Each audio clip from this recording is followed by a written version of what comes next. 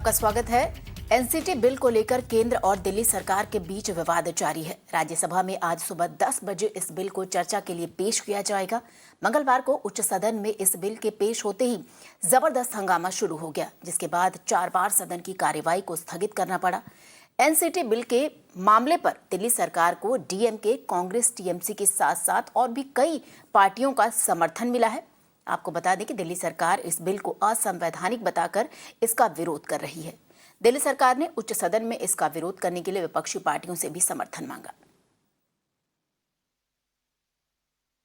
हम ये चाहते थे कि उस बिल को किस ढंग से लेना चाहिए, क्योंकि एक तो वो बिल एंटी डेमोक्रेटिक है और डेमोक्रेसी के उसूलों को ख़त्म करने का उनका साजिश है, संविधान के खिलाफ है। और जो संविधान में जो यूनियन टेरिटरीज के जितने भी संस्थाएं उनको जो पावर दिए गए हैं, उस पावर को छीनने का काम इस एक्ट में उन्होंने किया है। चुनी हुई सरकार का फिर मतलब क्या रहेगा? और दिल्ली में जो दिल्ली की सरकार का काम है, फ्री बिजली का, फ्री पानी का, फ्री चिकित्सा का, फ्री शिक्षा का, जो केजरीवाल मॉडल है, इसको रोकने के लिए बिल लाया गया है और ये देश के संविधान के खिलाफ है। एनसीटी बिल में कहा गया है कि विधानसभा में बनाया गया कोई भी नियम केंद्र सरकार के अनुरूप होना चाहिए।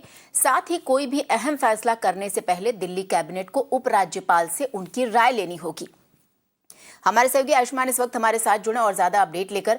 जी आयुष्मान, लगातार अगर देखें दिल्ली सरकार के द्वारा और साथ ही साथ जो विपक्षी पार्टियां हैं वो जमकर इस बिल का विरोध कर रही हैं।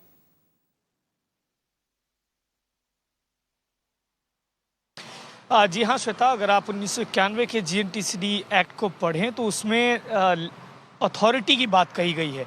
उस अथॉरिटी वर्ड पर एक क्लैरिटी के लिए गृह मंत्रालय ने इस बिल को प्रस्तुत किया है। इसे लोकसभा में मंजूरी मिल गई है। आज राज्यसभा में फाइनेंस बिल के बाद करीब 11 बजे इस बिल पर चर्चा शुरू होगी, क्योंकि टेबल इसे कल ही कर दिया गया था।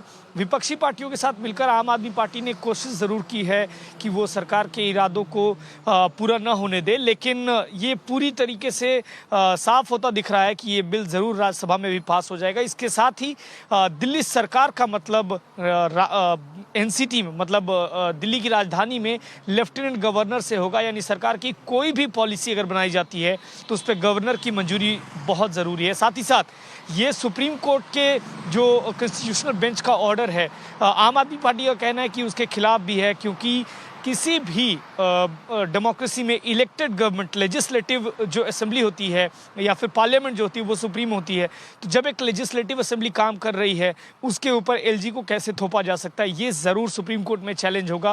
लेकिन आज का दिन बेहद अहम होगा, क्योंकि 11 बजे के करीब इस बिल पर, एनसीटी बिल पर चर्चा शुरू होगी, जिस पर आम आदमी पार्टी विपक्षी पार्टियों के साथ मिलकर एक समर्थन जुटाने की कोशिश में है। वहीं भाजपा नंबर्स के साथ कंफर्टेबल है कि सरकार कहीं ना कहीं इस बिल को पास कराने में राज्यसभा में कामयाब होगी। जी आयुष्मान, आपका बहुत बहुत शुक्रिया।